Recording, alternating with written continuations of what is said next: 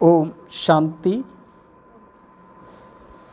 आज 15 मई 2023 की आज ईश्वरीय मधुर महावाक्य सुनते हैं कि बाबा क्या कहते हैं कि मीठे बच्चे, चलते फिरते विचार सागर मंथन करो। यह ज्ञान मंथन ही बुद्धि का भोजन है। विचार कर सर्विस की नई नई युक्तियां निकालो।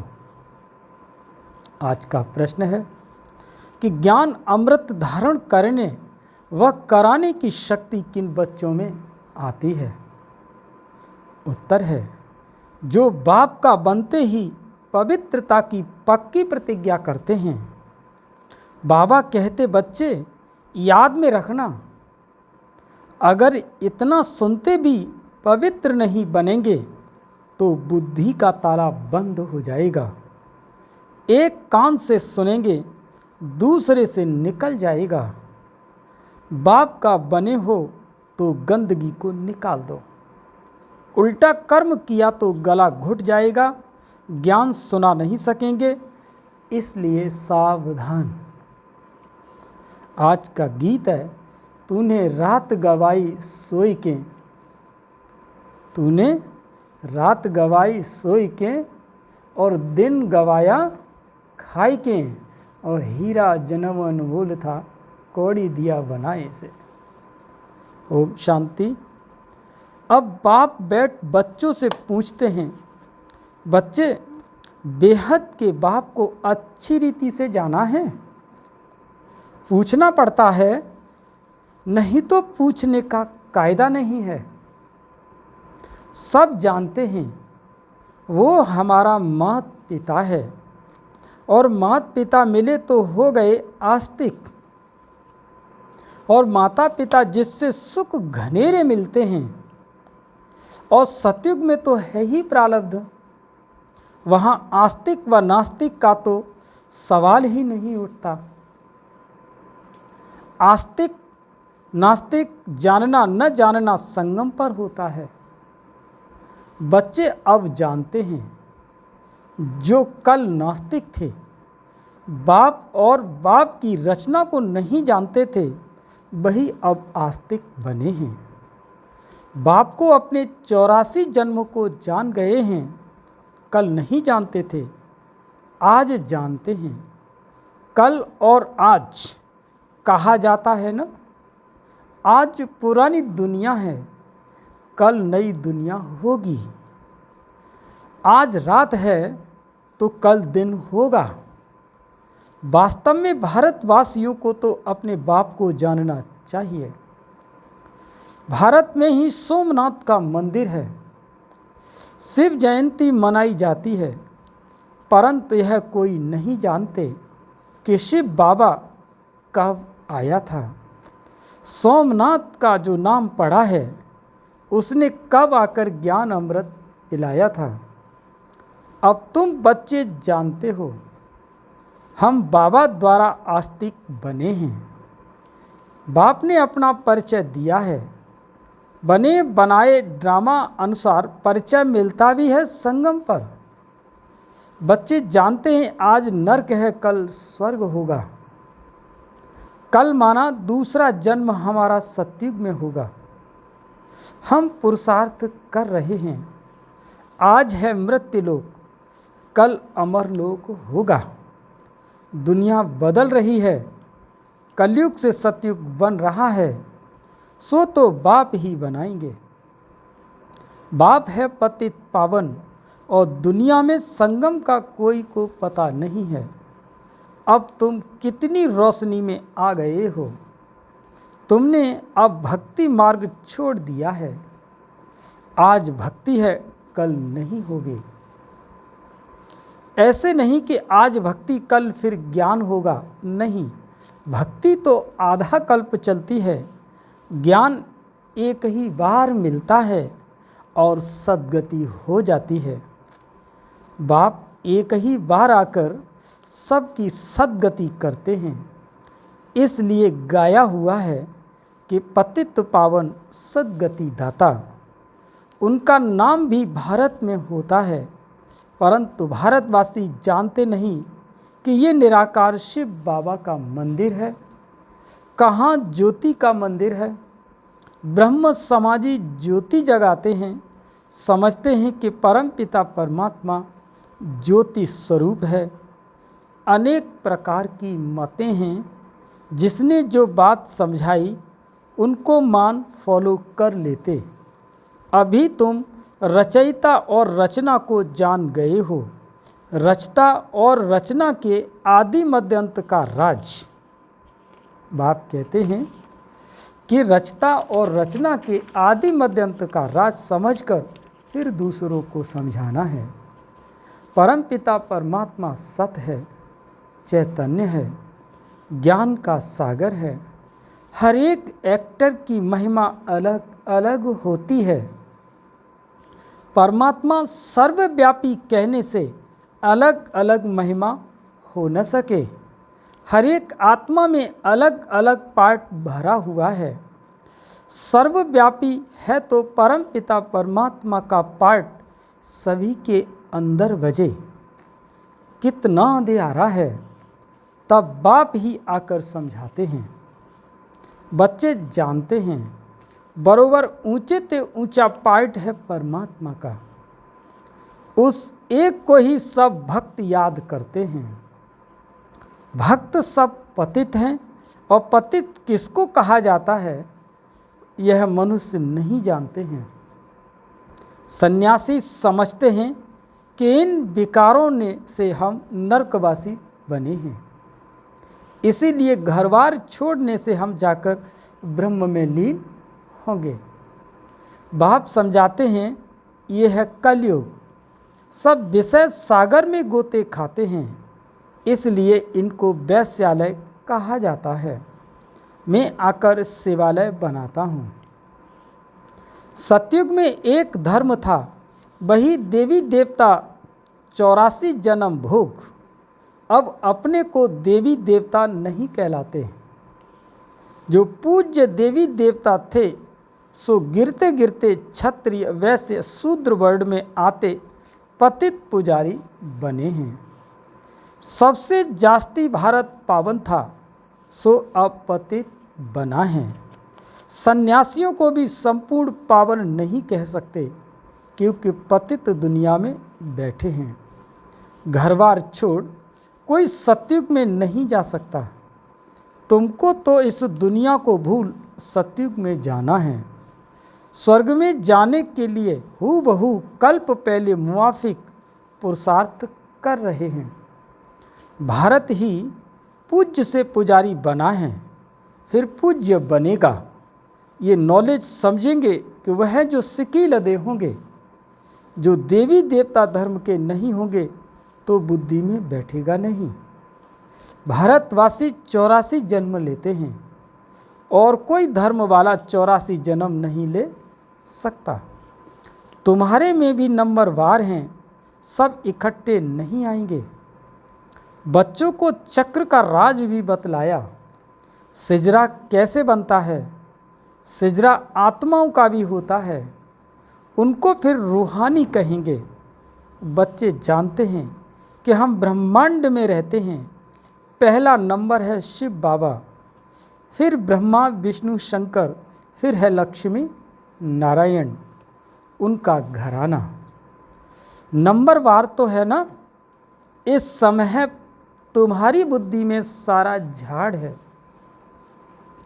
वहाँ ये ज्ञान नहीं है कौन कौन आएंगे, क्या क्या होगा, परंतु वहाँ अज्ञान भी नहीं कहेंगे। वो है प्रारब्ध जो इस ज्ञान से पाते हो। अभी है चढ़ती कला, पीछे है गिरती कला। 1250 वर्ष में 2 कला कम हो जाती हैं, थोड़े थोड़े होकर गिरते हैं। तुम अब सब हिसाब निकाल सकते हो। पहले है धुर, फिर फाउंडेशन निकलता है। अब तुम बीज और झाड़ को अच्छी तरह जान चुके हो। अब तुम बाप द्वारा नास्तिक से आस्तिक बन गए हो। बाबा ने समझाया है, फादर सोज सन, टीचर सोज स्टूडेंट। पहले गुरु सोच फादर फॉलोअर्स, पहले गुरु सोच फॉलोअर्स, अब फॉलोअर्स सोच गुरु। यहाँ तो तीनों ही एक बाप है। वो है रचयिता, जरूर नई दुनिया रचेंगे। स्वर्ग में लक्ष्मी नारायण राज्य करते थे, उन्होंने ये वर्षा कहाँ से लिया? किसने ऐसा कर्म सिखलाया जो इतना ऊंच पद पाया? अब बाप कहते हैं तुमको ऐसे कर्म सिखलाता हूँ जो तुम सो देवी देवता बनेंगे। स्वर्ग में तुम बहुत मालामाल थे, बाप से ही वर्षा लिया था, तो जरूर बाप ने ही आकर भारत को स्वर्ग बनाया है। बाप कहते हैं बच्चे चलते फिरते ऐसे विचार सागर मंथन करो, ये बुद्धि के लिए फूड खाना है। बाबा की दिल है कि ये गोला बहुत बड़ा बड़ा बनाना चाहिए। चक्र पर किसी को भी समझाना बहुत अच्छा होगा। अब विचार करना चाहिए मनुष्यों को कैसे समझाएं। समझाना है कि अब है संगम, दुनिया बदल रही है, यहाँ अनेक धर्म हैं, वहाँ एक धर्म है जो बाप ने स्थापन किया है। भारत का प्राचीन योग मशहूर है। तुम जानते हो कि हम फिर से राजयोग भगवान द्वारा सीख रहे हैं। भगवान ही बेहद की हिस्ट्री ज्योग्राफी बताएंगे। मनुष्य को बता न सकें। यह बाबा कहते हैं कि मैं कुछ भी नहीं जानता था। बाबा अपनी महिमा नहीं करते कि ऐसा था वैसा था। बाप कहते हैं ये भक्ति के कर्म कांड अब मत करो। अब भक्ति पूरी होनी है और रात के बाद दिन आएगा। अभी तुम बच्चे हो संगम पर ही नॉलेज मिलती है।